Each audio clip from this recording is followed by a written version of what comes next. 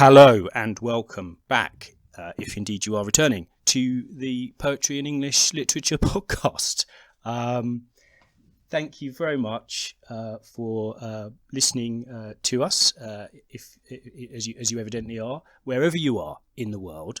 And we have been really, because it's all quite new to us, we've been really amazed by the range of locations that people are listening to this podcast in. So wherever you are in the world, let me wish you well and thank you again. I would just briefly introduce, but I will just say a quick hello to my two fellow commentators in this podcast. Hello, David. Hello, Dan, and hello, Rob. Hello, mate. How you doing? Guys, our last podcast was on the sort of titan of Irish literature or world literature, but in particular with a very huge importance in Ireland, W.B. Yeats. And I wondered if I could invite either of you to comment, as by way, we've got this little section at the beginning of the pod where I have a little coda on our last pod, if there was anything that you had sort of felt since then or that you wanted to add about Yeats. Well, not from my end, not really, no. I feel like we set the world to rights with a definitive account of the man and his work, didn't we? Did we not? I think that was the final word on the subject, wasn't it? Yeah. Pretty confident nobody will be writing or speaking or broadcasting about Yeats anymore. Yeah, one would assume, yeah. Well, I mean, if I have anything to say, really, it is a bit of a segue into our next topic, today's topic, because sort of going through the Yeats podcast, and what we're doing, if you're new to this podcast, is our ethos is that we are sort of plunging into poets that we don't know very much about. So if you're sort of here for revision purposes or whatever, I'm afraid we're not going to be very much help, because we are the polar opposite of self-styled experts. And we want to just read the poems and see what they say to us. And as time and circumstances allow, we're trying to sort of just get the basic facts around the poet's life before we start recording. But I felt going through that process with Yeats was absolutely fascinating to me, because it was a new topic to me. But it did make me realise this thing about sort of the standing of Yeats in Ireland, which I think I hadn't quite fully appreciated. And of course, today we are going to be talking about the other titan, more modern titan of English, or I should say of literature in Ireland, and that is Seamus Heaney.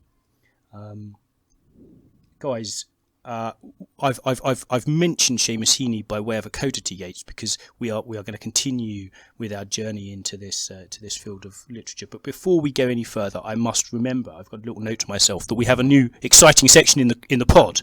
And that exciting section, of course, is the quiz section. Oh yeah, guys, are you ready for my quiz question? I am ready. Yep, go for it.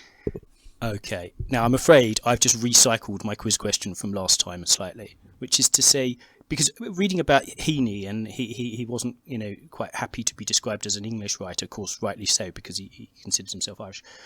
I would wonder if you were able to name an English man who has won the Nobel Prize for Literature. Any English man? Harold Pinter. Like Harold Pinter. That's weird. Yeah. Oh, you both said Harold Pinter. Who's taking Harold Pinter, and who's going to come up with another one? I'm going Harold Pinter. I said him first. Okay, David. the onus, I'm afraid, is now rather Rob irritatingly got in a fraction ahead. Right. Okay. I can't have Pinter. Therefore, I'm going for Tom Stoppard. I'm afraid that is an incorrect answer. No, I was in no way confident about that. Am I legit with Pinter? Am I under the wire? Yep, you're under the wire. Boom. With Pinter. I'm a big fan of Pointless. I don't know if you guys are. I'm afraid, Robin, your one is going rapidly right down to a nice low score. David, I'm afraid that's 100 points for you. Have you got a list of the Englishmen that won it? Just so we can, the only other ones that I'm aware of, and our listeners may as often in such cases know more than I do or than we do. And the only two that I'm aware of otherwise is Rudyard Kipling, who won the Nobel Prize for Literature very early on. Yep. And William Golding. Oh yeah, Lord of the Flies fame. I did know that. I should have said that. Yeah. Okay, David. Am I right in thinking that Lord of the Flies was Golding's first novel? I think that's true. What? I believe that's true. What a champ! That's crazy. Yeah, that is obviously presumably a major reason why he won the Nobel Prize. Yeah. David, do you have a quiz question for us in this exciting new section of the pod? I do. It's I must admit I'm indebted to my friend Matt for this, whose advice I sought on this subject, because he is almost certainly, I think, the friend of mine who knows most and most loves Seamus Heaney. So I thought, who better to ask for a question of? Admittedly, when I asked him for a question, he wasn't aware of the context in which it would be used. So the answer to his question is Seamus Heaney. So I'm going to spin the question round slightly, because obviously that would be ridiculous. And I'm going to give you a brief quotation from Heaney, and I'm going to ask you why Heaney wrote these lines. Okay? So he wrote these lines in response to a particular thing. Wow, this sounds like a pretty hard question, to be honest. Well, actually, I don't know if it is. I think you'll get this. He wrote, "Be advised, my passport's green. No glass of ours was ever raised to toast the Queen." Do you want to have a crack at that, Rob? Sorry, my passport's green. No vase of flowers. I missed the next bit. Something toast the Queen. It's like Chinese whispers. No glass of ours was ever raised to toast the Queen. Presumably the Jubilee, the Silver Jubilee, Golden Jubilee, Silver Jubilee, Golden Jubilee, Silver Jubilee, the Silver Jubilee. Okay, Dan?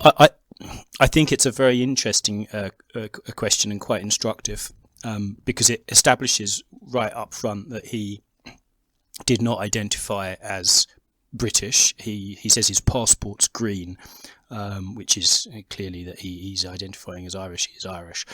I suspect that what's happened here is that he has been acknowledged as an English writer, or he's won a prize as an English writer, an OBE or something, or he's You're very something close. Like that. There's something more precise. There's something. Is it the laureateship? That's what it is. Yeah. Boom. Of course. Yeah. That was his way of rejecting the laureateship, which is pretty cool.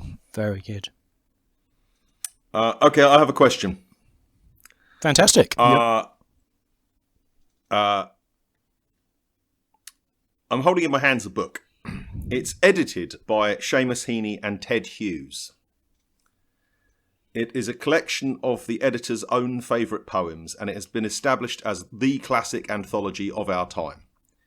Melvin Bragg from The Times describes it as a must for anyone at all who likes poetry, and The Observer describe it as a splendid, huge, resonant book. What is the name of the book in my hands? I know this one.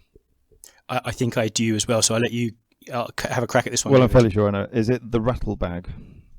It is indeed The Rattle Bag, edited by Seamus Heaney and Ted Hughes. That's got to be that's got to have some particular meaning, hasn't it? I don't really understand the title of that book, The Rattle Bag. Why is it called The Rattle Bag? Good question. Do you know what? I don't know. Okay, well that's a great segue into our next section. Good question, Rob. If you happen to know that, and one of our listeners knows that, then by all means do email us at poetrypodcats@gmail.com. That's poetrypodcats, like the opposite of dogs, like cast with the S and T inverted. Poetrypodcats@gmail.com. Have we had any emails yet? Sorry, David, go ahead. Say again, mate. Have we had any emails yet? None whatsoever. So, okay, so also, dear listeners, you could be the first emailer to the show. I would be genuinely interested to hear people's theories about why the rattle bag is called the rattle bag. The fact that we don't know is, I think, perfect.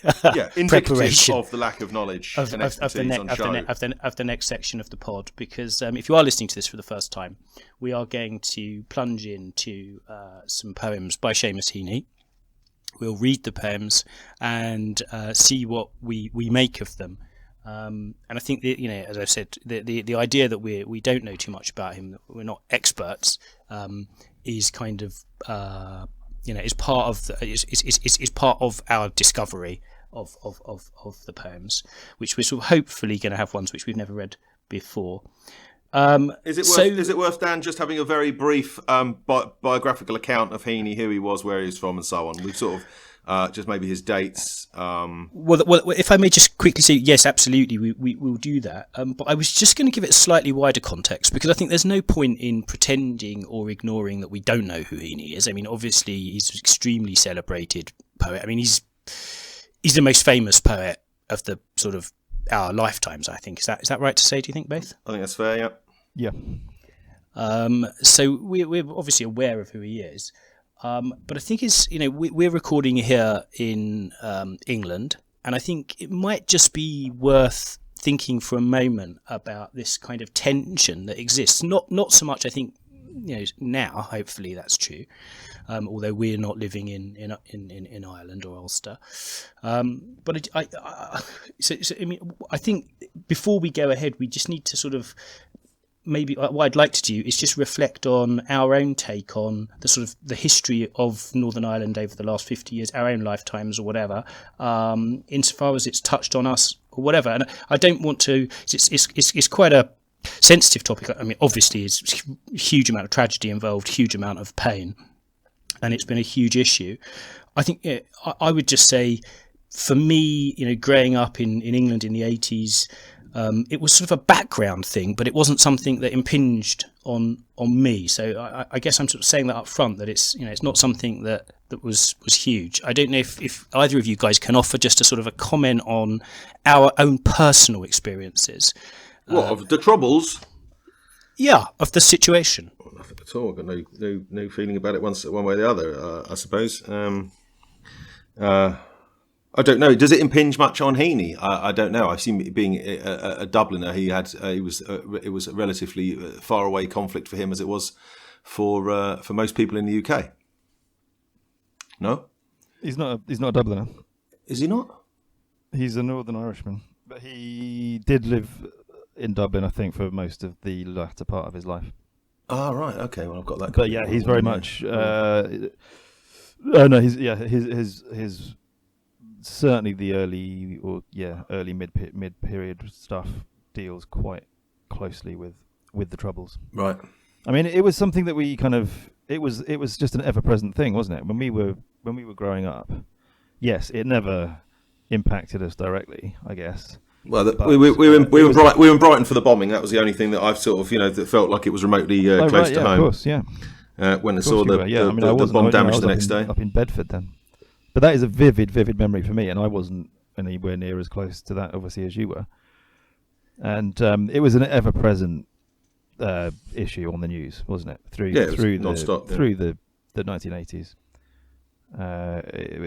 In much the same way that an entirely different type of terrorism has become ever-present, I guess, for our children. Yeah. Yes, I suppose that's true. I mean, it was 1994. And I'm pretty sure this is a genuine memory, although it's always hard to know whether memories are wholly genuine. I was in Morocco in, I think, Essaouira, when somehow I managed to read the news. Of course, this is all pre-internet and so on, but we must have had the radio or the TV or possibly met some other English people who told us that there'd been a ceasefire, and that this was being given as an historic moment. This is before the whole sort of Blair thing and the hand of history and all that.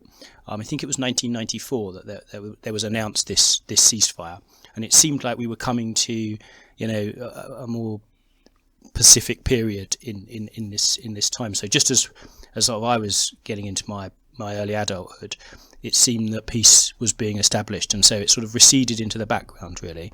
And I think to some extent, I mean, again, as I say, if there are people listening to this who know about this, I don't want to cause offence by being in any way, shape or form, unaware of the continuing travails and the continuing pain. But it felt at that time, at 94, and then certainly post 98, that it was sort of, we were moving past it, and it was receding into the background. Do you guys feel that's about right? Absolutely, yeah. Well, that's just history, isn't it? Yeah, that's undeniably. Yep, definitely. That was it's a strong memory of my the first year at university. It was the whole. When was Omar and all that? There was some really bloody, horrible tragedies or atrocities quite late on, weren't there? That must have been early 90s, I'm guessing. Oh, I think that may have been even later, actually. No, that was later. That was maybe 98. Because that was sort of so-called real IRA, wasn't it? Yeah. That was 98. I'm pretty sure that was 98. Yeah. Right. Yeah.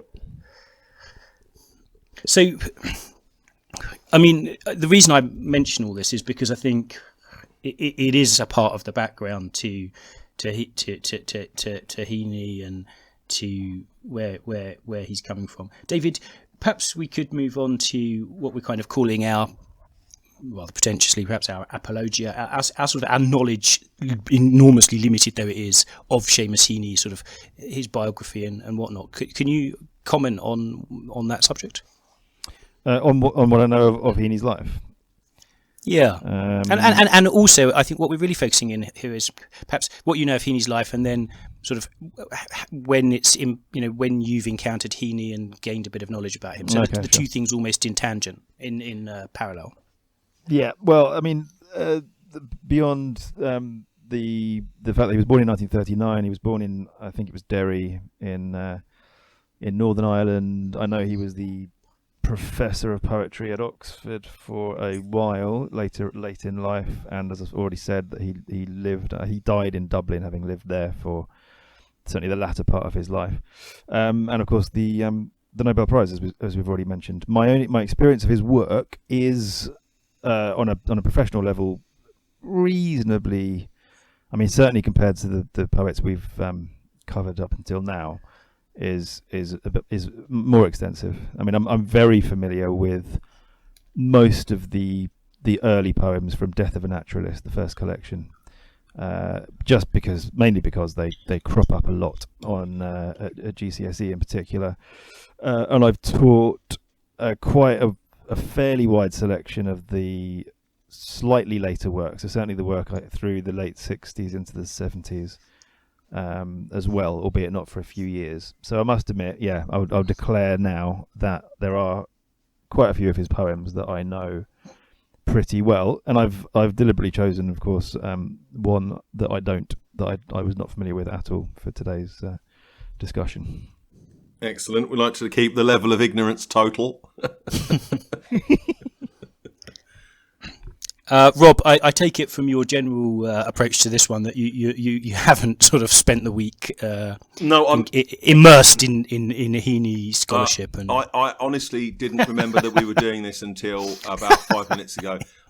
So I have had absolutely no. I haven't put my head into this at all. So I mean, which is perfect for this. As I say, keeping the level of ignorance total. I can certainly say that I'm keeping faith with that. 100%. My experience of Heaney, I suppose, is very slim. I remember doing one of his poems. I think it was Blackberry Picking at GCSE rather. I think that was my last encounter with him until very recently, when I read a couple of them online and enjoyed them. I don't remember which poems they were. I think the one I'm doing today is possibly one of them, although looking at it, possibly not. And I enjoyed them when I read them recently. I read maybe 4 or 5 and thought, Seamus Heaney, someone I should look into more, in more depth. So I'm really glad that we're doing him today. I'm really looking forward to these poems. Yeah, me too. And I think it came slightly out of the last pod, and obviously my fascination with the Nobel Prize for Literature, that Heaney is one of the 4 writers, Irish writers, to receive, and he won the Nobel Prize for Literature in 1995, and he died, I think, as David has just said, in 2013. One thing that I really like to do is, because I've got a bit of a fascination with books and editions, is talk about the editions that we're all holding. I have to say that in today's case, I have actually ordered. I was surprised at how expensive it was to buy Heaney's books. If you just go on eBay or Amazon or whatever, the older editions all seem to be really sort of north of £20 now. So I ordered a new book, which is called, I think, 100 Poems, which has come out in the last decade, the last 5 years, which hasn't arrived yet. I've been checking my porch over the last few days, but sadly it hasn't yet arrived. So he's not at all in the 20th century English verse edited by Larkin. I guess possibly because he's Irish, or possibly because that book came out in 1973 or 72 or something, so maybe he wasn't mentioned in that. There are a few of his poems at the end of Christopher Rick's Oxford Book of English Verse, but we're not looking at those particular poems today. So I'm going to be on the internet for my poem today, and I think you've said the same, Rob. Is that right? You're going to be on the internet for yours? Yeah. I do feel like I've got a Heaney book somewhere, but I haven't been able to put my hand to it today. I'm just looking along my shelf as we speak. David, are you folding actual bookage? Yeah, I've got an actual tangible text in my hands, which is the new selected poems, 1966 to 1987. So yeah, that covers obviously a number of, at least I think 5 or 6 collections worth of stuff. So not everything he wrote up until 1987, but a good chunk of that era. Nice. On that note, I believe we are going to go into, because we're trying to follow some rough, chronological order where we can establish it. And I think, Rob, your poem's first. Yeah, I think I said it was from Death of a Naturalist, which was 1966. Did I say? It is 1966. This was his first published collection, and I think this was the transformative volume. Right. From what I understand, once Death of a Naturalist came out, he became taken very, very seriously as a poet, both in Ireland and in the wider literary world. Okay, I'm going to ring my gong. And then, David, I presume you have a copy of Follower. Presumably it's in your collected poems. Okay, and perhaps as I ring my gong and you guys can just check that you're recording, because we've had a few issues around that. And then when we come back, Rob will read Follower, David, you'll read Follower, and we'll see what we make of it.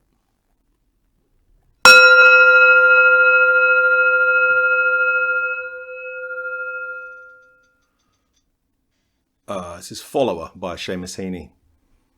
My father worked with a horse plough.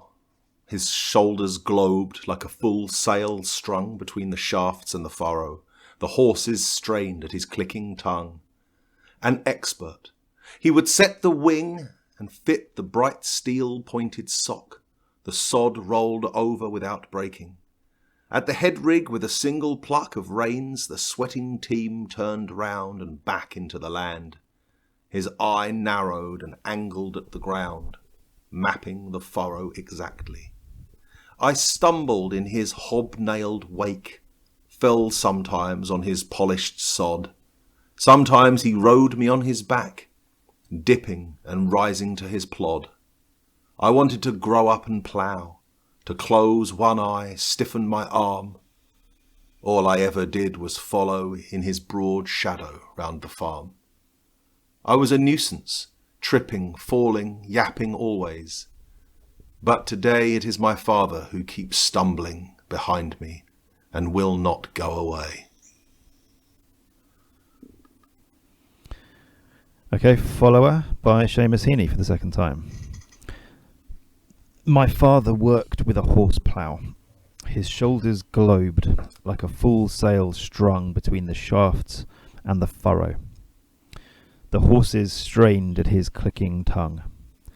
An expert, he would set the wing and fit the bright steel-pointed sock. The sod rolled over without breaking. At the head rig, with a single pluck of reins, the sweating team turned round and back into the land. His eye narrowed and angled at the ground, mapping the furrow exactly. I stumbled in his hobnailed wake, fell sometimes on the polished sod. Sometimes he rode me on his back, dipping and rising to his plod. I wanted to grow up and plough, to close one eye, stiffen my arm. All I ever did was follow in his broad shadow round the farm. I was a nuisance, tripping, falling, yapping always. But today it is my father who keeps stumbling behind me and will not go away. Thank you very much for your your readings, guys. With more modern poets, I trust we are allowed to read these things and include them in our pods. My question really, I think, is why? What has he done to make this poem so good? Well, or should we perhaps first of all talk about what we take as the meaning of this poem? Anyone want to jump in? Well, it's sort of the most universal subject matter, isn't it? About the progression from being a child to an adult, and how our own personal histories can get sort of recontextualized as we grow older, and we'll see things in a different light. So in that sense, it kind of speaks to all of us pretty intimately. Yeah, there's a kind of cruelty about the ending which is interesting. It doesn't feel like bitterness though. It feels like a sort of sad, resigned inevitability about the progression of time. It's interesting. It's interesting the way that the whole of his childhood is sort of telescoped down to this one image, and then suddenly it leaps us forwards into the present. And just for the last 2.5 lines, it's got a twist in the tail, hasn't it? Because it seems like a very nostalgic account of this image of the ploughman, and then has this little twist at the end, which is quite sort of heartbreaking, I suppose.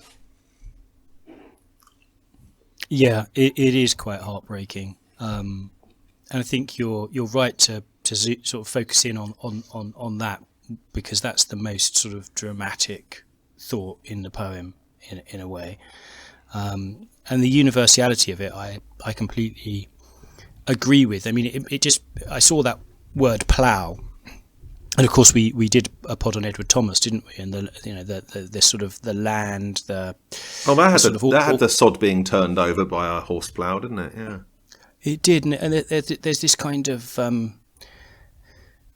there's this sense that, and I think this is something which is probably recognised in Heaney's work. It's a big part of his thing that he is somehow in touch with or trying to draw out from his experience these kind of resonant universalities, and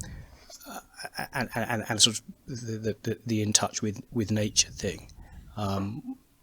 Which I suppose it's a bit daunting. I suppose it might be a rather sort of trivial and cliched thing to observe, but I suppose he's got this contact with the land, which we in 2020, and of course Heaney has been dead 7 years now. We're sort of in the future, if one may say it like that. We've never seen a horse plough, have we? I mean, maybe in a museum. No, in foreign countries, never in this country, I don't think. Yeah, and I've not seen this happen in real life. And so he's immediately kind of in contact with some sort of earlier archaic archetype, which is beautifully evoked. But I agree with you, Rob. I'm not quite sure how to take the last stanza. I mean, you just going back to this the land. There is a lot of earth in Heaney's poetry. There's a lot of peat and soil and sod.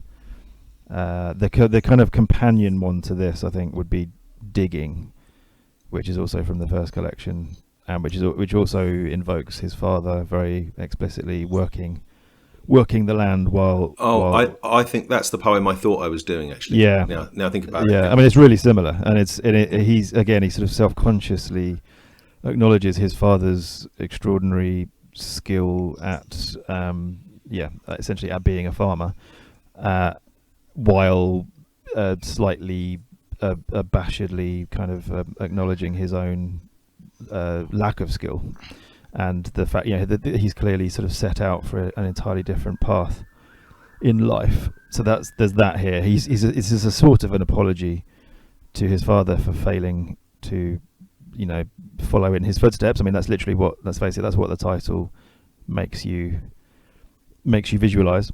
And but yeah, the twist, I mean, you use the word cruel, Rob, which is interesting. Yeah. I mean, there is that, because let me just jump in. Sorry, I was just going to jump in and say, I mean, there was two readings of it, I suppose. Of the very final line of those last 5 words, and will not go away. There's the first reading, which was my first takeaway from it, which was that, and will not go away, in brackets, even though I really want him to. Like, why will you not go away? But then there's the other one, which is to say, he will not go away, he will not fade, he will not, I will always have him with me. Yeah. You know what I mean? So then possibly the cruelty is the misreading of it, and the sense of the permanence of the influence, of the lasting influence of his father. His father who's stumbling behind me and will not go away, as in that memory will never fade. Yeah, I mean, it depends, doesn't it? Whether it's an alternate reading. Sorry. Whether we're talking about an old man who is whose powers have completely diminished and is essentially now the nuisance, in inverted commas, that Heaney was as a little child. Or, as you have said, are we talking about memory here? Are we? Is he kind of dogged by the kind of conflicting feelings associated with the memory of his father, who has presumably therefore died by this point? And I'm not sure biographically whether Heaney's father had died at this stage, and I suppose that would kind of answer the question for us, wouldn't it? Hmm.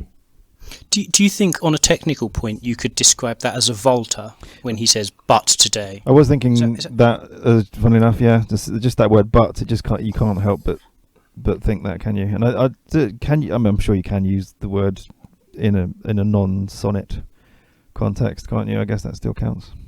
Yeah, I assume so. Because it as you rightly say, I mean, it suddenly opens it up into such a profound, universal thought, which could be interpreted or analysed in many different ways. Partly it's genetic, partly it's this legacy that's in his mind, but it is much more intimate than that, isn't it? It's also about the relationship with his father, and this poem contains all of the sort of the complexity of the emotions that he feels about it, the sadness, the poignancy, the love, but also the sense that he's trying to.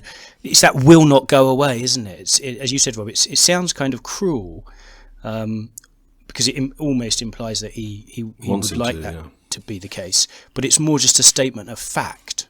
And also possibly the inversion of their roles, because when he was a kid, he was always under his father's feet. He was always, his dad was probably constantly telling him to go away, and he wouldn't, because he was always, stumbling about the place. So maybe it's just as simple as that, rather than that cruelty I was thinking about. Maybe it's just as you say, a statement of fact. It's the father who's now always around, and I don't know. Either way, it's still. I think there's an element of a slight harshness to it. Which my father who keeps stumbling behind me and will not go away. It's just that dramatic contrast, isn't it, with the father who is described up till that point, because all of the language is about total strength and command and power, and his shoulders globed like a full sail strung is just a fantastic way to demonstrate how much how big this guy loomed, how large he loomed in the young Heaney's life, and then the effortless way in which he commands these sweating beasts, and is able to his hobnailed wake There's just again a really perfectly succinct way of. He's like a battleship, Yeah. tearing through the earth. Yeah. But emotionally, it's this point of view, isn't it? That it emphasises that point of view and how sort of small and vulnerable the young child is looking up at his father, and that's what makes the final Volta, if we're calling it, that much more tragic and compelling. Yeah, because it's all from this point of view of the very young child. I'm not sure if there's. Sometimes he rode me on his back, you know. So their respective power and size. You know, he's very young, isn't he? The Heaney's like a little more than a toddler, as he describes his father. It's a very touching image, that, isn't it? Him sort of saying, "Oh, okay, go on then." Even if it sort of slows me down a bit, then I'll let you join in. Yeah. Which I guess is what he wants to try and repay. That's maybe what he feels guilty about not repaying at the end of the poem. There's a sense that if he's still alive and he's the one stumbling behind and being a bit of a burden, Heaney obviously feels that he should be repaying that loyalty and love and companionship which he was given as a child.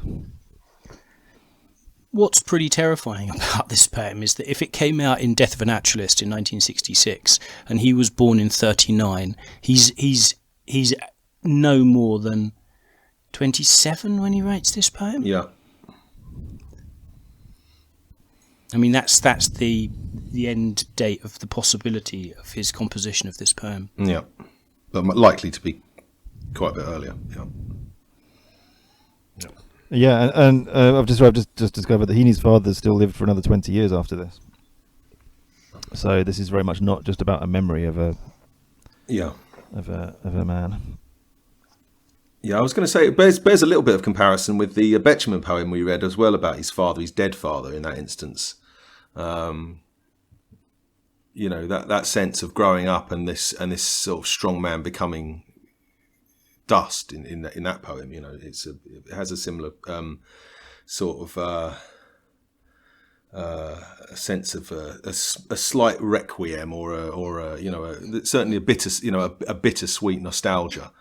You know, the father seen through the adult child's eyes is a sort of reduced figure, you know, in both those poems.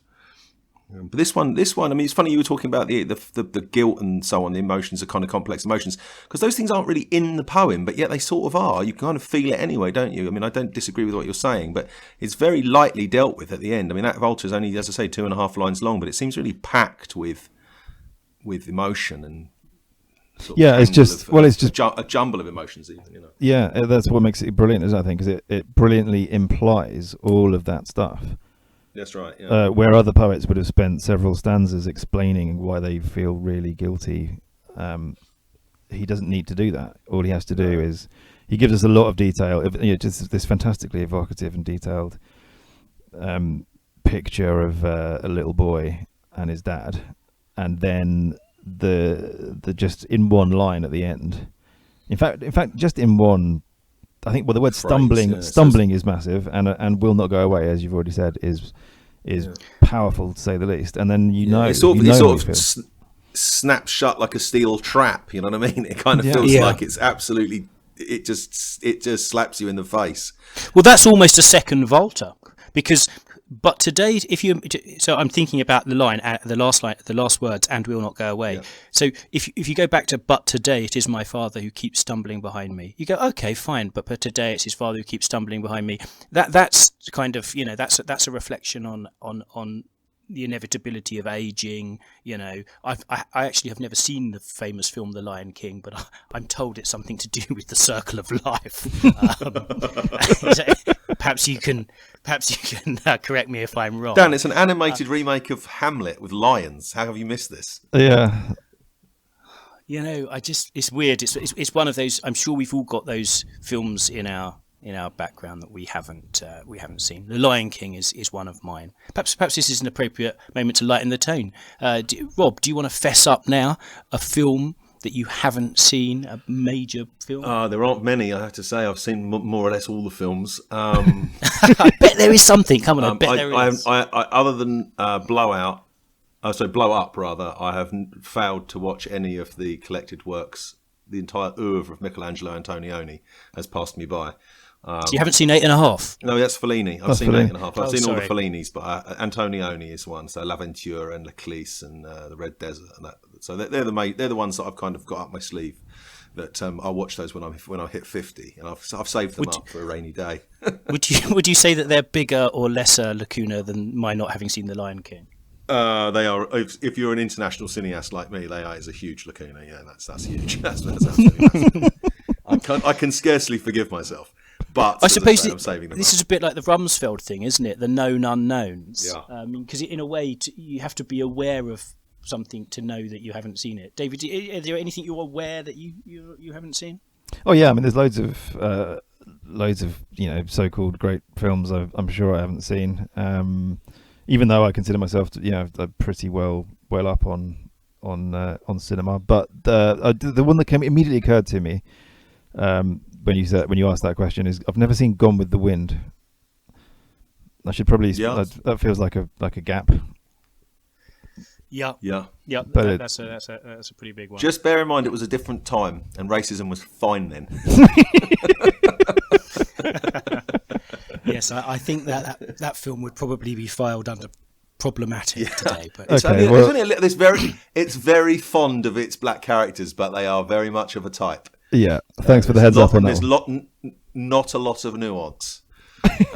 But Gone with the Wind has that character of her father who almost sort of fulfills this role, doesn't he? He keeps stumbling behind her, doesn't he? I don't want to spoil it for putative viewers of the film Gone with the Wind, but he ages during the film. That's one of the characters. Well, I mean, as Rob said, it's a universal theme, isn't it? I mean, there can't be many writers out there who haven't dealt with their parents as an issue at some point, as a theme. I think that's right. I was going to say it's something which you sort of have to reckon with, as any adult has to reckon with it. But I think as an artist, as a writer, as a poet, that's one of the kind of core subjects, because in a way, in terms of finding out who you are, and you have to try and open up where you came from, and to explain yourself, or to express yourself, or explain yourself, you have to sort of reveal yourself, and really part of that is revealing your parentage and your history, your childhood. That is where you came from. That is who you are. So those are things which are not just common themes, but But how interesting essential themes. How interesting that Heaney chooses to kick off his career with that, though. It's something you might expect him to have held back. The obvious time to deal with all this stuff is when at least one of your parents dies. So when he's in his sort of 50s or 60s, you might think this would be a thing for him to address, but he's addressing it in his 20s, and when his father's still presumably only about 50 or so himself. But if I could just revise the cruelty of the ending, as I say, I think there is a massive difference between, but today it is my father who keeps stumbling behind me. Okay, we get that. And then the absolute shock of that last line. But there's almost a cold neutrality to it. It's just that's the cold fact and will not go away. It's a sort of a statement that there isn't perhaps a degree of independent, liberty and having been reborn. It's just that's the way it is, Yeah. It's neither positive nor negative. I'm just imagining that moment when Seamus Heaney's dad yeah, when he read this. And went, yeah, hey, Happy Christmas. How's that poem coming along, Seamus? Oh, yeah, you wouldn't be interested. It's not for you. It's not for you, Dad. You crack on with the ploughing. Yeah, I mean, it's a pretty sort of grim thing to write with your parents still alive, isn't it? And still got, and not even old. That's the thing that's extraordinary. I obviously just assumed that he was some sort of old doddery close to the grave. Alzheimer's is everything else, but I mean, he wasn't even. Certainly, by those standards, but certainly by today's standards, he was in the prime of his life when this was written. Yeah, it's in his own mind, isn't it? There's a Simon Armitage poem that has a similar idea, isn't there, about he can hear his father's voice, and then he sort of finds himself speaking in his father's voice. That's got the same kind of sentiment, I think. Indeed. Guys, sorry, shall we thank, what can I say? I've really enjoyed revisiting this poem. I have seen this particular one before, but it is obviously a huge, dramatically brilliant poem. Shall we have a look at one that I don't think any of us do know? Sure. absolutely. I'm going to ring my gong and I'm going to read the next poem, and then who's going to do this one? David, why don't you have a crack? Okay. So have you got it in front of you? I have, yeah. Okay.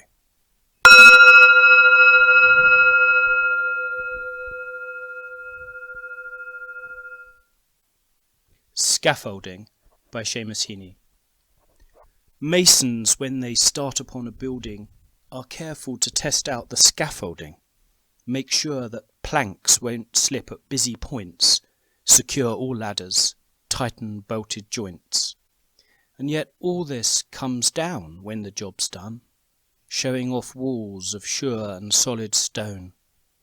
So if, my dear, there sometimes seem to be old bridges breaking between you and me, never fear, we may let the scaffolds fall, confident that we have built our wall. Okay, Scaffolding, again, by Seamus Heaney. Masons, when they start upon a building, are careful to test out the scaffolding, make sure that planks won't slip at busy points, secure all ladders, tighten bolted joints. And yet all this comes down when the job's done, showing off walls of sure and solid stone.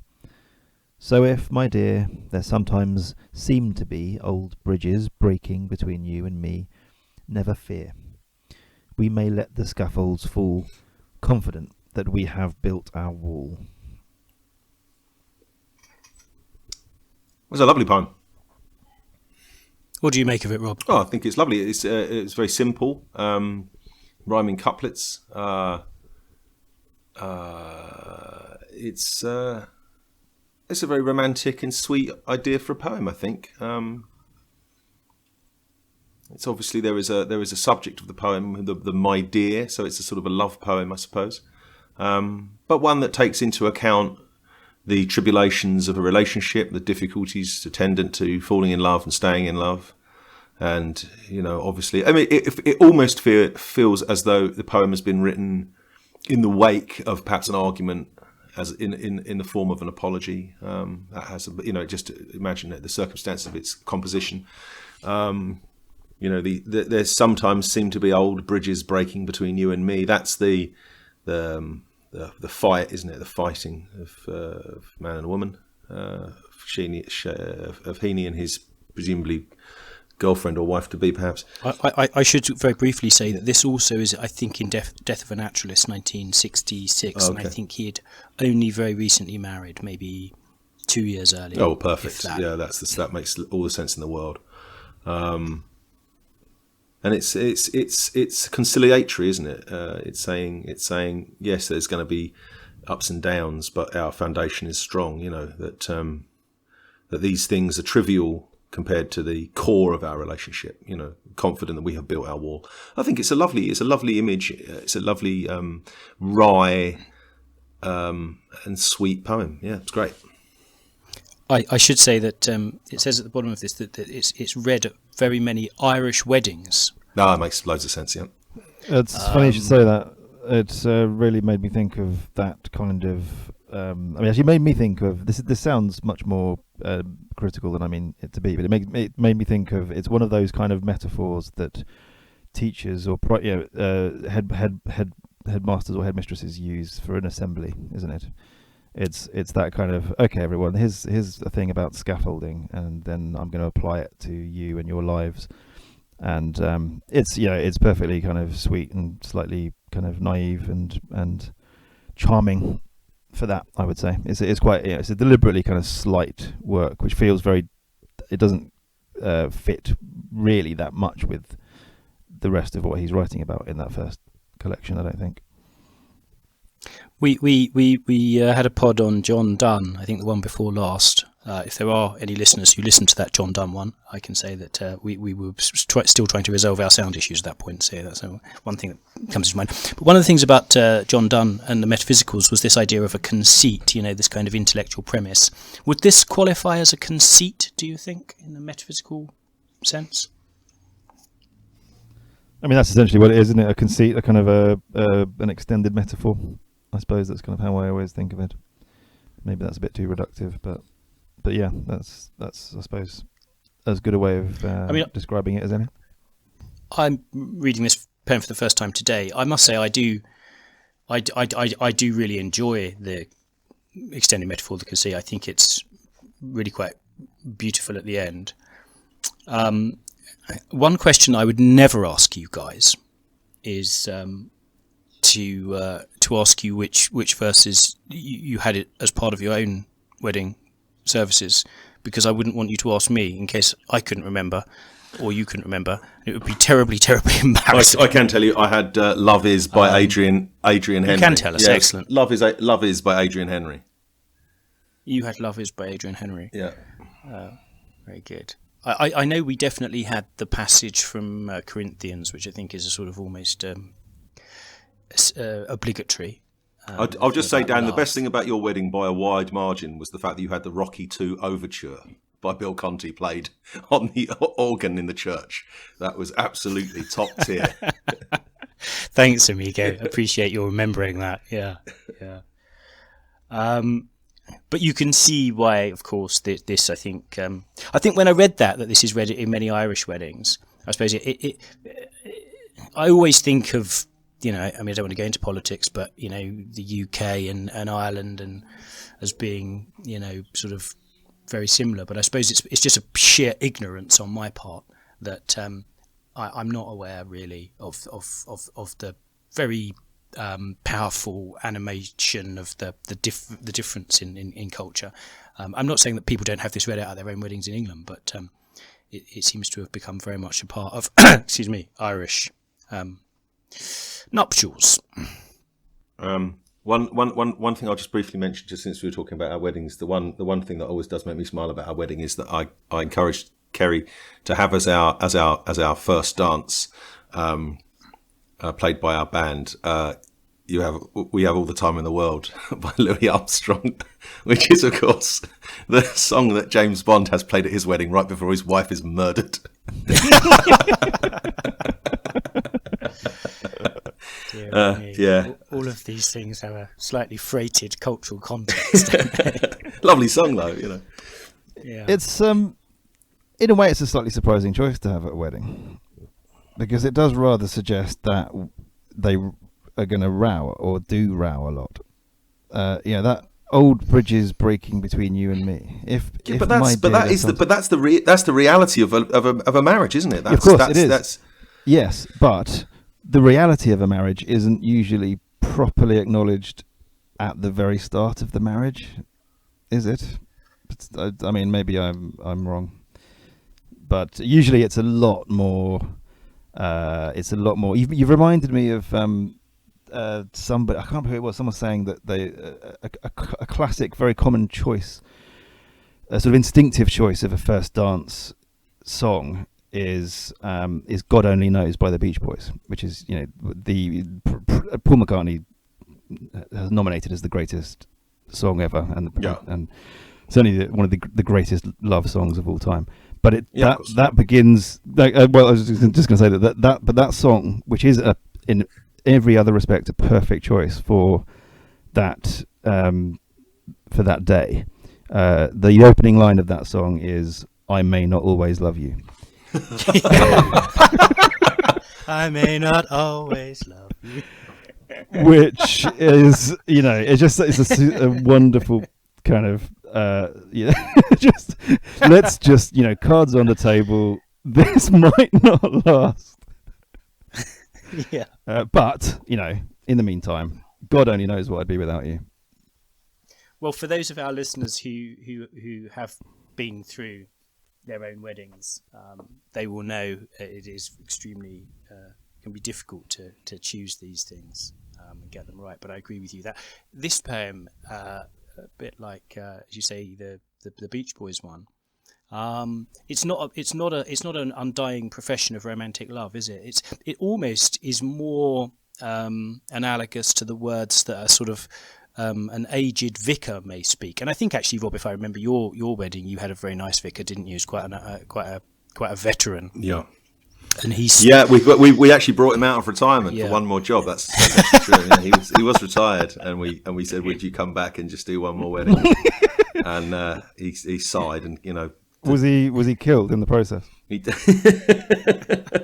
Yeah, I mean, come on, Rob, that's straight out of Robert McKee's story. Isn't it? That's right. Yeah, his partner had been killed at a wedding. He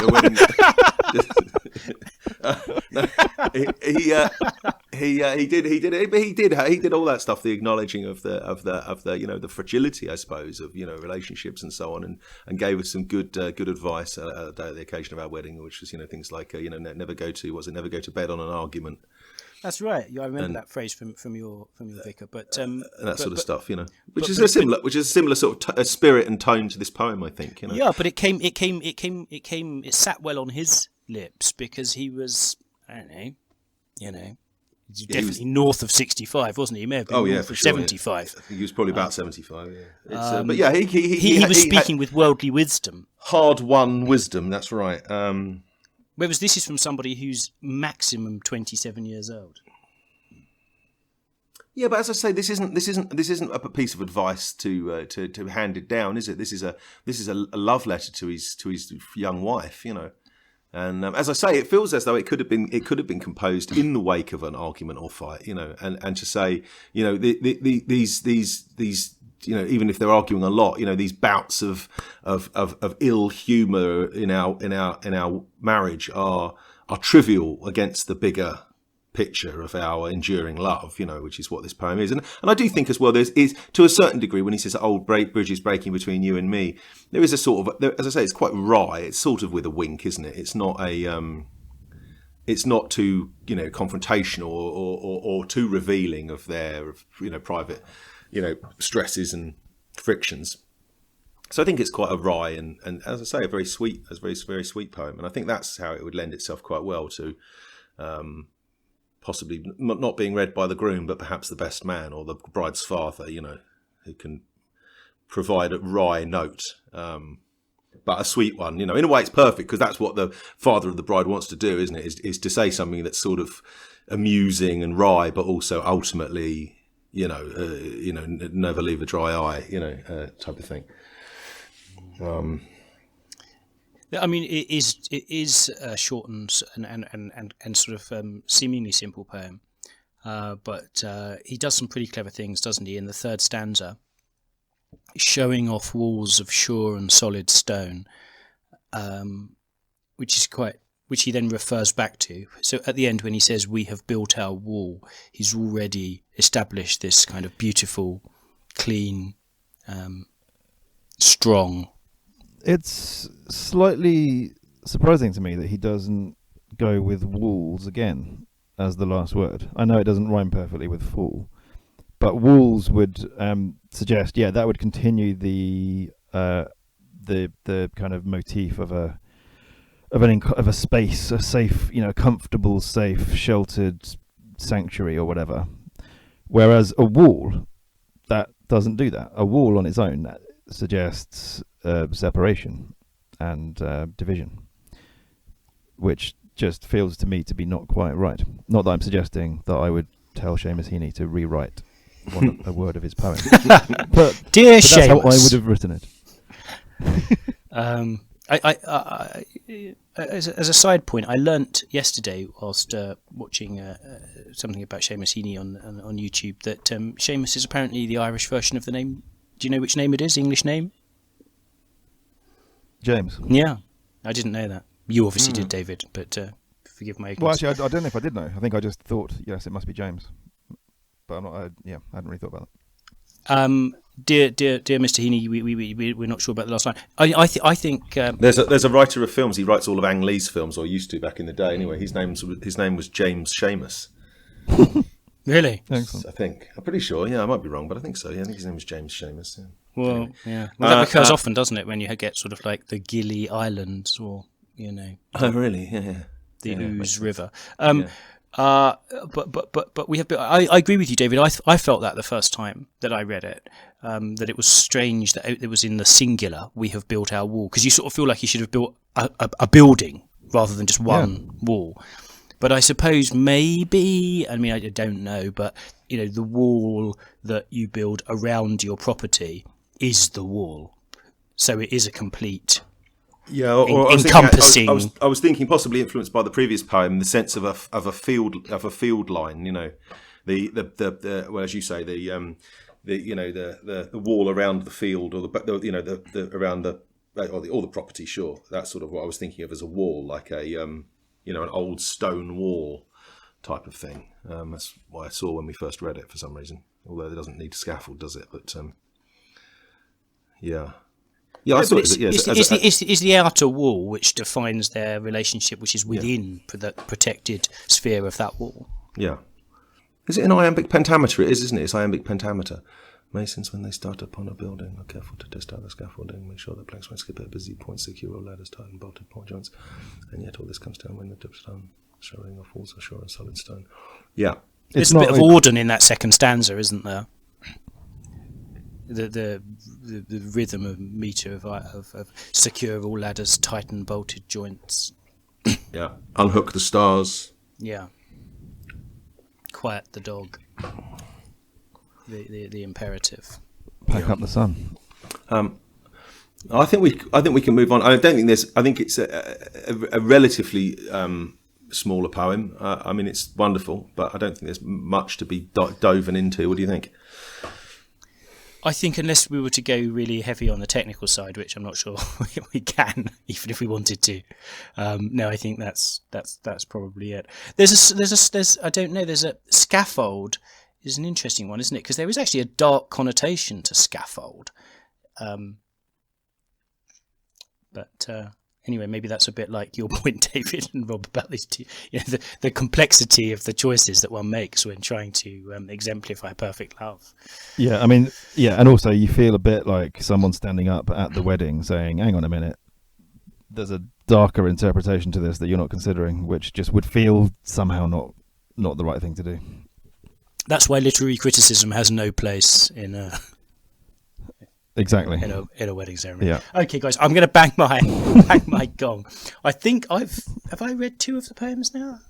Maybe. Yeah. So if I do my one and then Rob reads it again.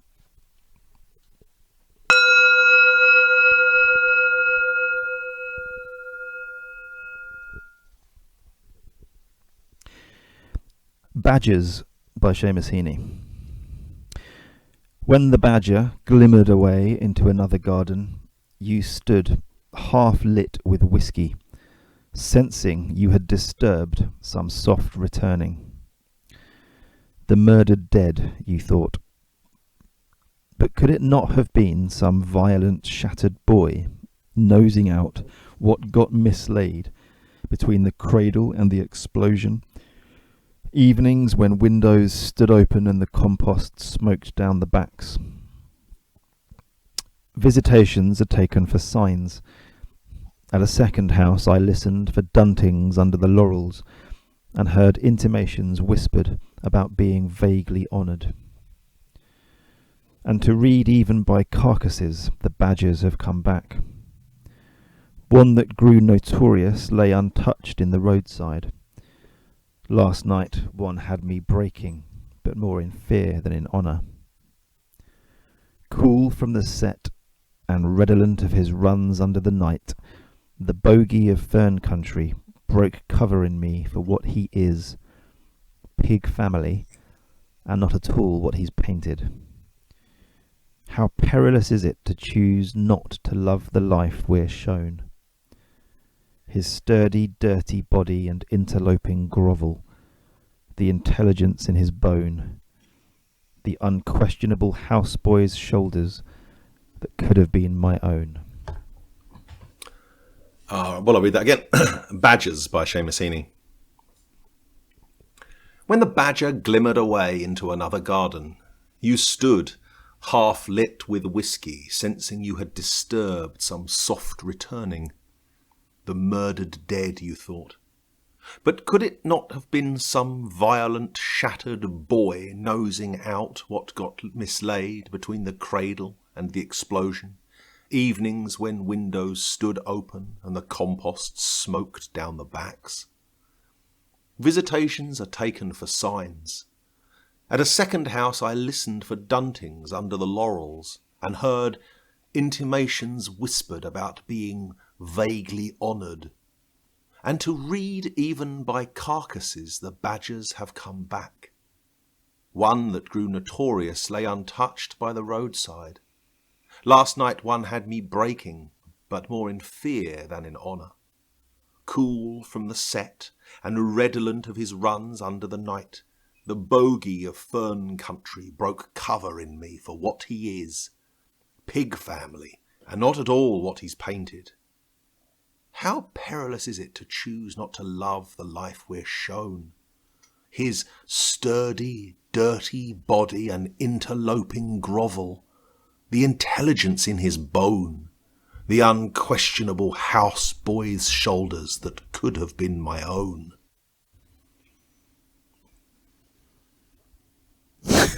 What? Yeah, absolutely. I mean, sea change. Yeah. We're in a different poet all of a sudden. When is this from? Do we know? 1979. Okay. After the acid, yeah.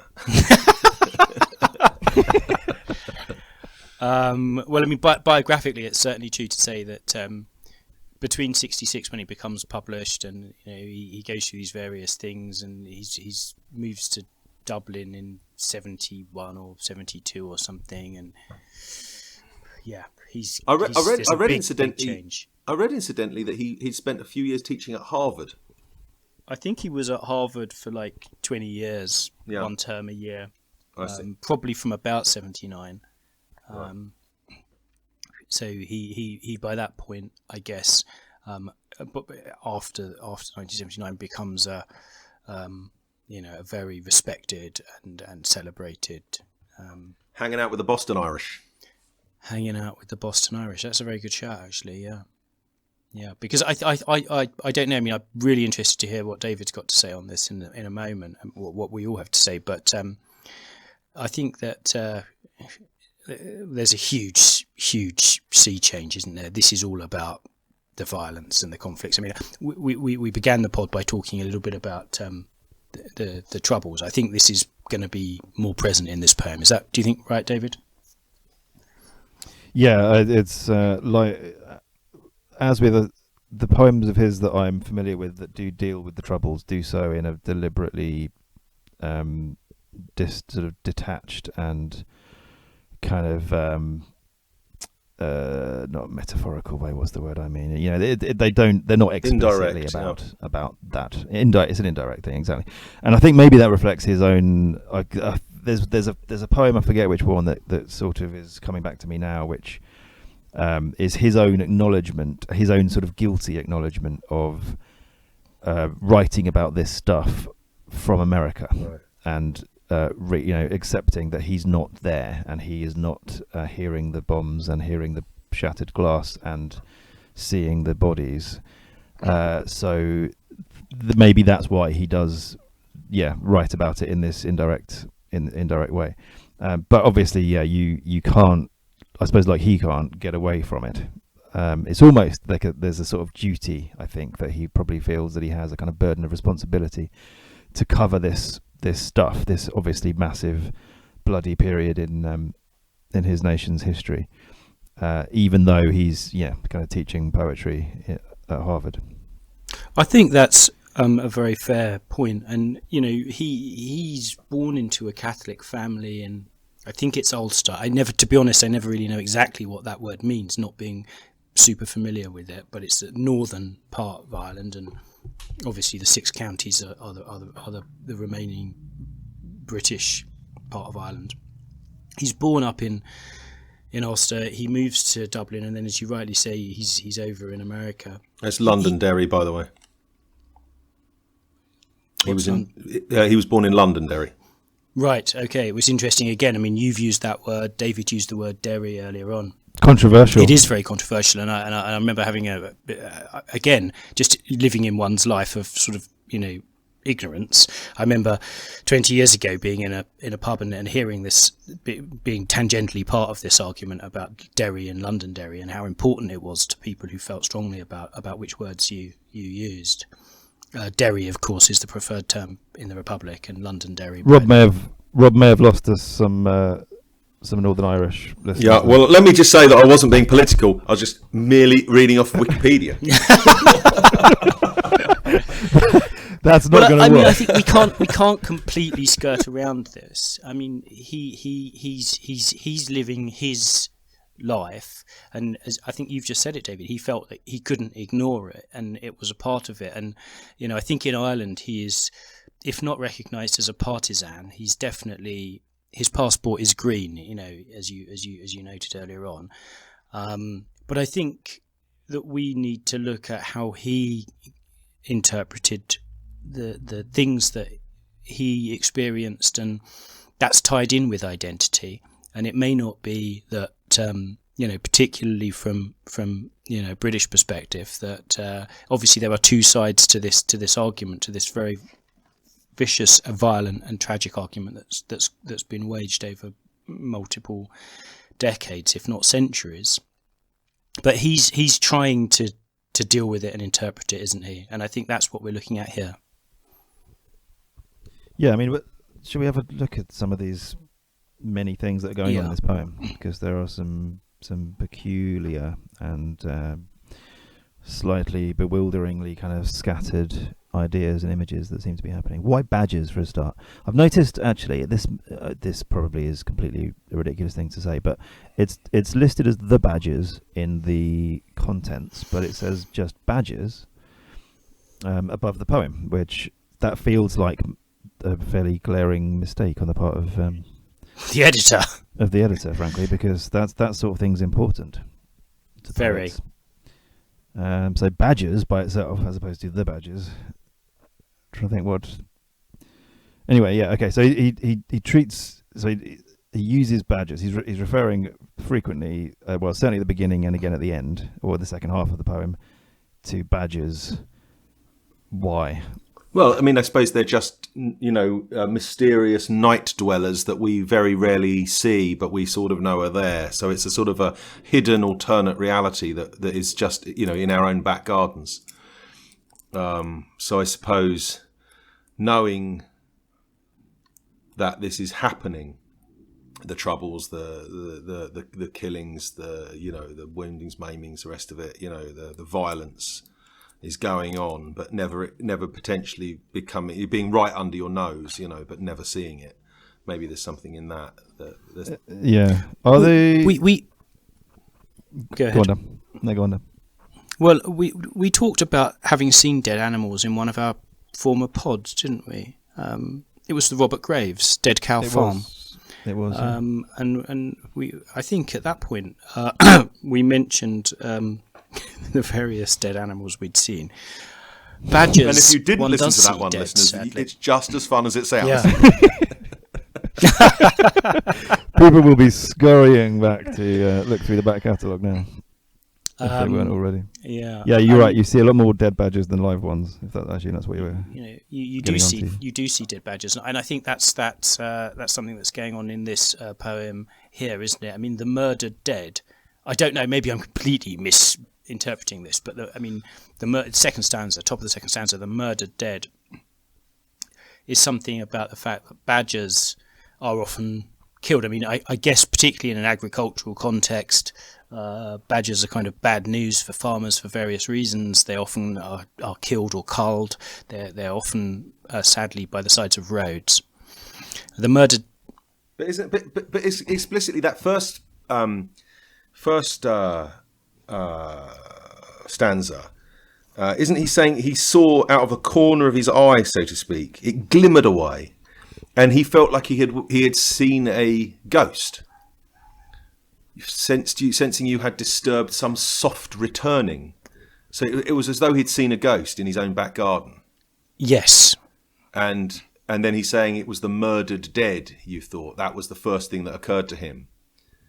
So yeah, it could have been a returning badger, but equally could it not have been some violent, shattered boy? I mean, I suppose black and white as well. So the shape of a badger at night is, I mean, you know, is indistinct. You wouldn't necessarily see the black parts. You would just see sort of a white glimmer disappearing into a hedgerow or whatever, and therefore he sort of feels like he's seen a spectral figure in his garden.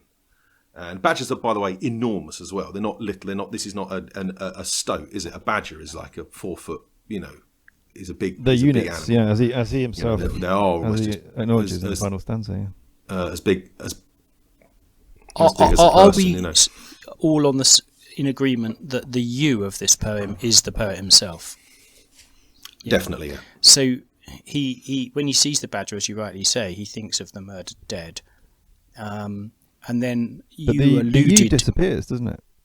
Yes, I think that's right. You alluded, I should say, Rob, to a slightly more cosmic take on things that maybe is present in this work in 1979 for reasons which we need not visit necessarily. But the beginning of the third stanza has got that kind of cosmic Yeatsian idea. Visitations are taken for signs. In other words, you know, there's this kind of, I mean, I suppose, you know, folk idea, isn't there, that the fact that the badger is in his garden is a sign of something.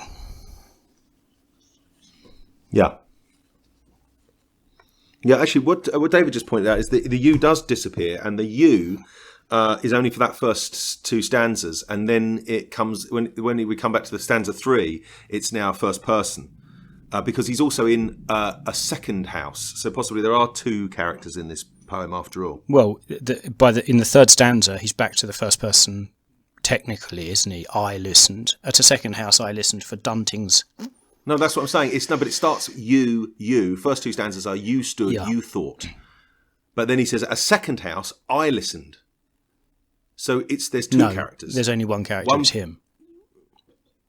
Well, why would he go from you to I then? I don't have an answer to that question, other than a vague sense that he's talking about himself in the first 2 stanzas. Why is he in a second house then? Surely there are 2 locations. Well, there are 2 locations. He says at a second house. In other words, you could replace the word second for another. At another house, I listened for Dunting's Under the Laurels. Yeah, but why not you listened? Why not stay in that person if it's only one? If it's a consistent? Because character? I think structurally there's a change in the sense that he's now making it more explicit that it's about himself. Possibly. I mean, who stood half lit with whiskey, sensing you had disturbed some soft returning? It's not addressed to some other person, is it? Who stood there? Well, it could be. Well, let's just read it again. And so the first person he's talking to is his wife. When the badger glimmered away into another garden, you stood half lit with whiskey, sensing you had disturbed some soft returning. The murdered dead you thought, but could it not have been? I think this is more of that kind of internal, almost dialogue with oneself. Possibly. It's just odd that he would then switch persons to first. In the second house, so he's saying later in our life, another occasion with a badger. Yep, he's listening for Dunting's. I've no idea what that word is. That just means like knocks, I think. It just means sounds. Yeah, that's how I take it. He's listening for thumps. He's listening for badger activity under the trees, and I heard intimations whispered about being vaguely honoured. I mean, David, help us out here. Is this a reference to the sacrifice as perceived by the Republicans? I presume so. I mean, yeah, the badgers are now, by this stage of the poem, the badgers have become essentially, well, whatever you would, depending on what side you were on, I suppose. They're either terrorists or guerrilla freedom fighters or something like that, aren't they? But by the time you get to the one that grew notorious, lay untouched in the roadside, we're not talking about badgers anymore. And But then it's the bit after that I find most strange. Because it's the what appear, I think, the most interesting line in the whole thing, apart from that rhetorical question in the final stanza, that feels like a massive bit that I'm not fully sure I understand as well. But before that, in the penultimate stanza, he refers to broke cover in me. So the cool from the set. Lair. So that's the Badger's underground kind of lair. And redolent of his runs under the night. So he still sort of smells of being underground. Yep. The bogey of Fern Country. So are we talking about a bogey in the sense of like bad luck, like the bogeyman? Yeah, your bogey team is the team that always beats you. The bogey of Fern Country broke cover in me for what he is, pig family, and not at all what he's painted. It's elliptical in Yeatsian, but I think it's the bogey of Fern Country is his identity from his past, isn't it? Okay, so a bit of himself has been revealed, broke cover. Kind of, he stopped hiding it, and it's been kind of emerged, sort of released. Yeah. But then, what's pig family? It's this reference, isn't it, to the earthiness, the muck and the organic muscle of the dirtiness of it, the reality of it. I don't know. Yeah. I mean, I'm literally just riffing on that. I've no idea, but that's how I reading this. That pig family. It's on the one hand superficially a negative idea. Pig has got pig family sounds kind of pejorative, but I think it's more about the kind of the reality of it all. I'm getting from that stanza, which starts off very kind of quite beautifully, cool from the set and redolent of his runs under the night. There's something going on about his sort of inner identity breaking through, and it's not how he would prefer necessarily to view himself, or to see himself perhaps as a sophisticated intellectual. I mean, one of the things that comes across from a couple of interviews I watched on YouTube yesterday with Heaney is just how incredibly perceptive and cerebral he was in his take on all of this. But I think that's what's coming through there, that he's pig family is the bottom line of it all. Yeah, I mean, so is he not? Is he essentially just reflecting now on the fact that he has broken cover, and he's taken himself away from the possibility of having to fight for a cause and sacrifice himself, which is what he then alludes to in the final two lines. Do we think that's what? Yeah, I think that. Say that again. Well, he could be the dead boy, couldn't he? He could have been that dead kid who has been, by the looks of it, blown up. By the sounds of it. The unquestionable houseboy. That's a really interesting. Unquestionable, not unquestioning. That's unquestioning would make sense as some kid who's doing the dirty work and has paid for it with his life.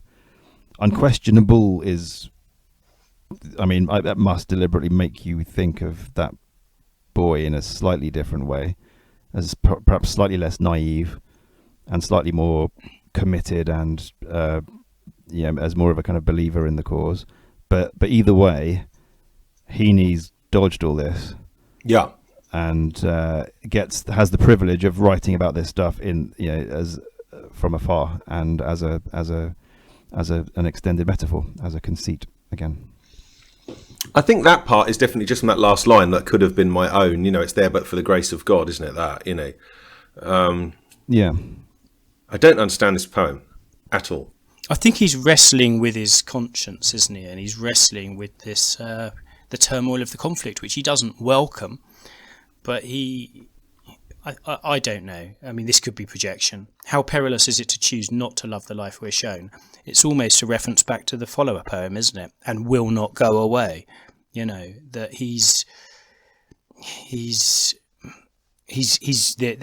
there is a life and a historical identity that he is not exactly imprisoned in, but he's struggling to reconcile with his more universal nature. Is that pretentious? No, yeah, no. I'm just wondering. I mean, there's also an aspect of fear that runs through this poem.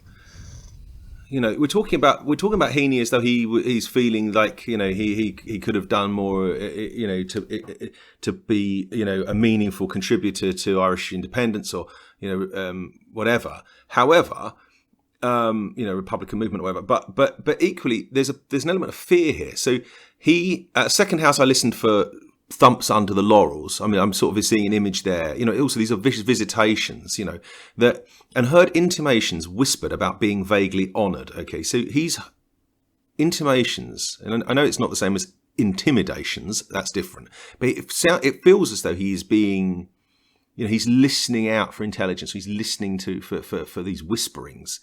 And later he's saying, what last night one had me breaking, but more in fear than in honour. So this is linked to this being vaguely honoured. Is he being asked to write a poem in support of the Republican cause? He wants to be, you know, these intimations whispered about being vaguely honoured, but he is breaking in fear rather than honour. So there's a bit of fear running there somehow. And then he's asking, how perilous is it to choose not to love the life we're shown, you know, i.e. to reject what's offered to us? Is there something in that? Well, it feels like he's had a visitation from, you know, I mean, the most extreme narrative here is that he's had a visitation from an IRA person who broke covering me for what he is, pig family. Sure thing.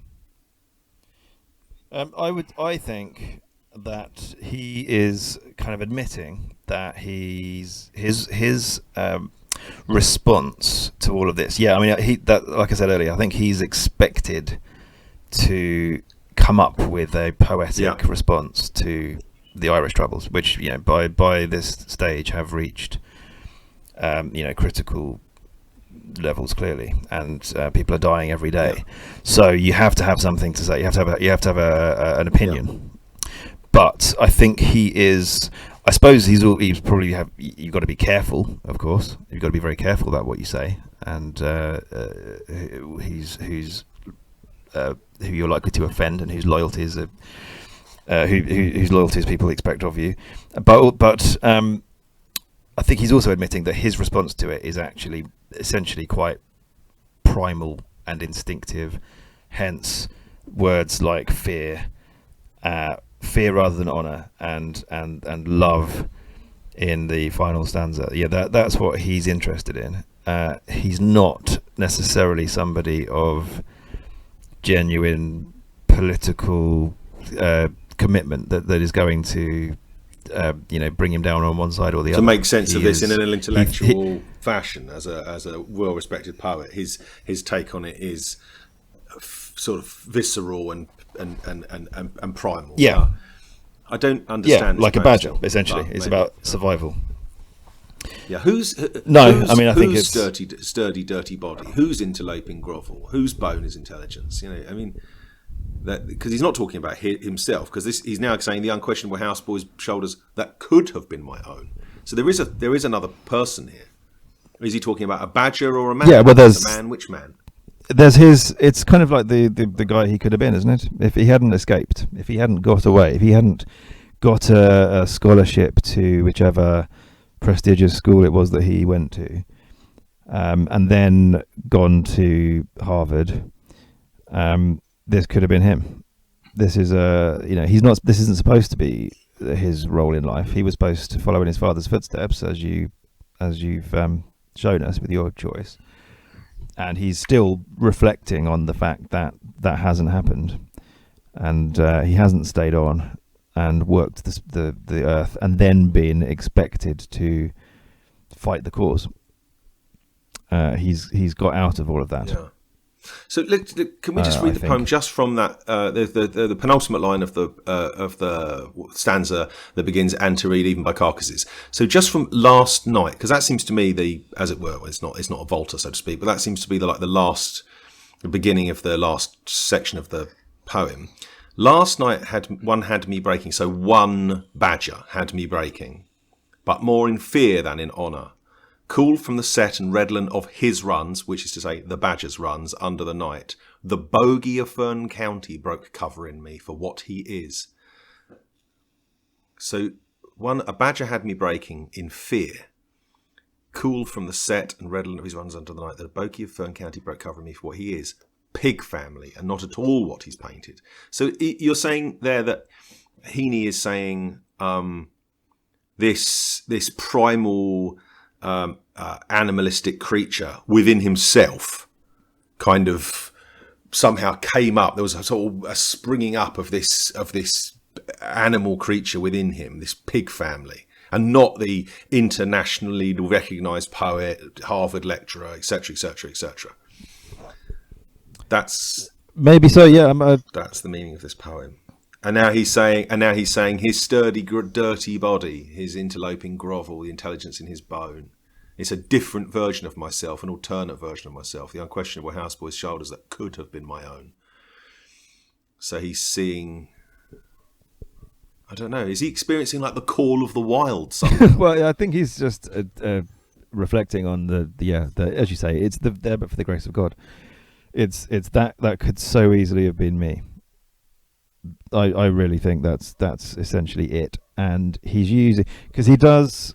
There are other poems from this collection, Fieldwork, which deliberately, uses a lot of natural imagery that you might associate much more with Ted Hughes. Lots of animals. There are poems here called The Otter and The Skunk. And I think I'm right in saying both of those poems, because, certainly The Skunk, of course, because you don't find skunks in that poem was written in America. Exactly. So he's writing. They're very much about America and having almost as an adopted American. This is him, clearly looking back. This is a memory, isn't it, that's stirred in him, possibly when he's watching the news and drinking a whiskey, because that's he has this kind of flashback to. This other self of his, hence the second person, I think. David, I'm going to put you on the spot now. I hope you'll forgive me, because one of the things that the discussion that's taking place makes me think of this idea that when he publishes Death of a Naturalist in 1966, he is a fresh young voice, a fresh talent, and he hits the big time, as I think they used to say in the 1960s. By 1979, I mean, if you think about that analogously in pop music terms, someone who hits the big time in 66 and stays big by 79, I don't know if there's any bands or artists that we could compare that kind of time frame to. But isn't there an idea that their sense of themselves has changed, and therefore this is almost a reflection on his kind of how he's come away a little bit from. That's very interesting. I was sort of from considering that. Yeah. Sorry, were you going to carry on?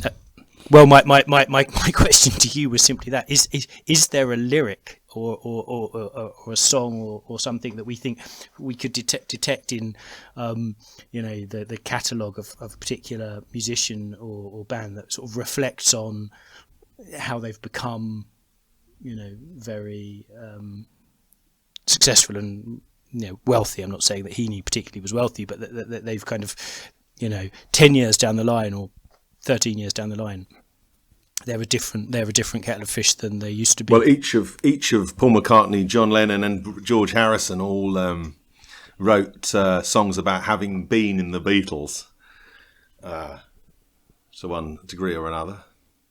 When We Was Fab by George Harrison. When do you think he wrote that? When is that? Probably, I think that's probably mid-70s, probably, or maybe late 70s. Yeah, I don't really know. But I think let's face it, there's a bit of a difference between the experience of a rock star and of a poet. And I mean, I was thinking along similar lines actually, because when you think it's interesting that so his career runs parallel with someone like the Rolling Stones, but in 1979 the Rolling Stones, who presumably also moved largely to America, are not living they're not teaching at Harvard. They're living a far more decadent existence than Heaney is. So I think it does depart somewhat. So if Keith Richards had written those last two lines, he might have said the unquestionable something that I would have been. I know it's slightly trivialising it because obviously this is about conflict, but I mean, curiously, the word houseboy does appear in a Rolling Stones song, of course. Anyone? Wow, that's one for the no. Houseboy. If you are listening to this podcast and know the answer to this question, well done. It's a famous one. Give me the opening chords. Houseboy knows he's doing all right. Something. Oh, Jumping Jack Flash. No. Hang on, just around midnight. Just around midnight. No, you got the right lyric. You know this. It's not. It's. Go on.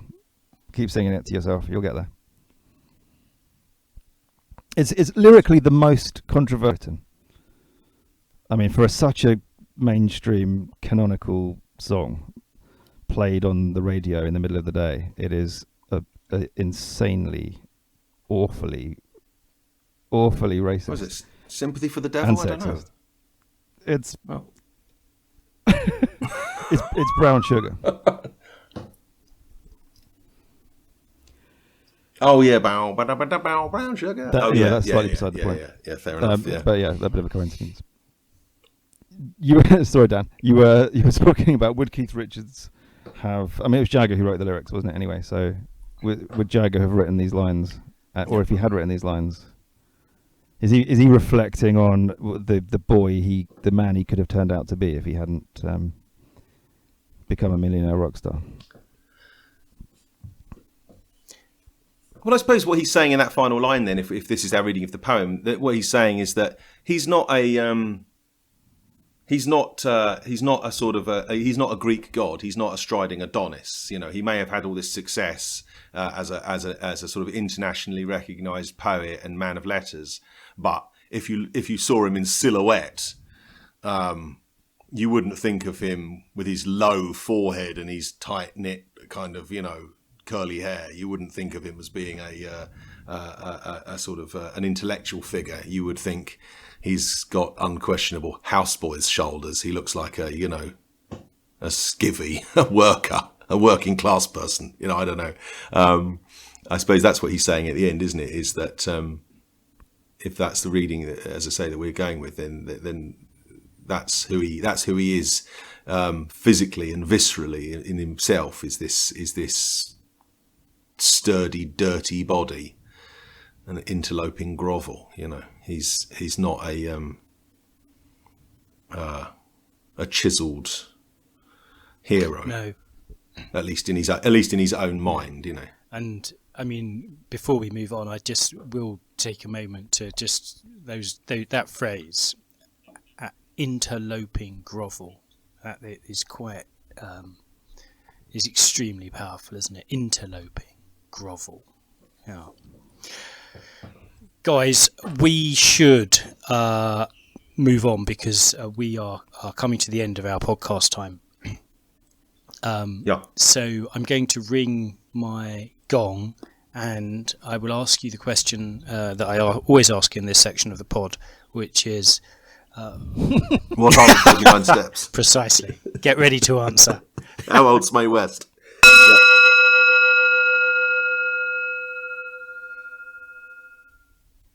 Well, gentlemen, I've very much enjoyed spending best part of 2 hours, or an hour and a half, whatever it is, with you guys, and we've looked at these Heaney poems. He's obviously, I mean, he's probably the biggest poet we've tackled insofar as he has, he won the Nobel Prize for Literature in 1995. He's this huge figure in Ireland, but he's this huge figure in America. He's this huge figure in English literature in the latter part of the 20th century. Where are you guys on Heaney now? Has it changed at all as a result of these three poems? Well, I thought it was very interesting that we hit that that Scaffolding poem, which seemed very light and delightful, but sort of trivial. It seemed to have the sort of depth of a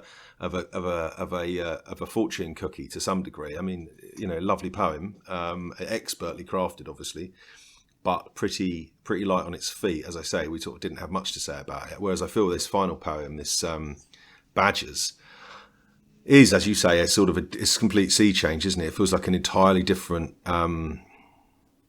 intellectual apparatus is being employed. It's a sort of, as you said, it's a little bit Yeatsian. It's got a kind of a visionary, cryptic, mysterious, almost mythological, and quite clearly intentionally dense and kind of ungraspable. It's very slippery. The images are like kind of mirrored surfaces where you can't quite understand who even the pronouns belong to. Who is the he, the I, the me, the you? This shifting surfaces. It feels like a really dense weave of kind of images and like a dream logic to it. To find a poet that just by almost random selection that could contain both of those poems and the intensely personal and revelatory work, the first one we did, Follower, but he's obviously a extraordinary figure that we should probably do part two of at some point. Yeah, that's kind of what I was about to suggest actually, because going back to the kind of rock band analogy, I think of Heaney as an albums band. Obviously this is going to be true of any poet. You can't just pick three poems from the canon and say, well, we've covered him. But we picked basically two from the first album and then one from the fourth, and they make much more sense in the context of that particular published work. So I forget whether it's his second or third work, but there's one called North, where most of the poems, if not all of the poems, are essentially about bodies that have been unearthed from those peat bogs that have been there for centuries and were killed in sort of weird kind of sacrificial rites. And then he uses that to address the contemporary issues, and there's a similar thing with that last poem that we looked at, looking at the Irish situation from a distance. And there are a number of other poems that deal with that, and of course those brilliant those early poems about his childhood and those memories as well. So there's an awful lot more to I'm really pleased to have seen two poems, one of which obviously was quite slight and one of which was much more kind of puzzling, but really pleased to have done that. But there's so much more to discover, definitely. Okay, I agree absolutely, and we may be lucky enough to revisit Heaney circle back at some future point. If you are still with us, listener, thank you very much for listening. And if there is a poet or lyricist that you think that we could touch upon in this or talk about, discuss in this pod, Rob, can you remind our listeners of our email contact? Oh yeah, we do take requests. It's poetrypodcats at gmail.com. It's all one word, poetrypodcats, CATS at gmail.com. Anyway, guys, did anyone have any last thoughts before I ring the final? I think we're good. No, you go ahead and ring it. Bang a gong then.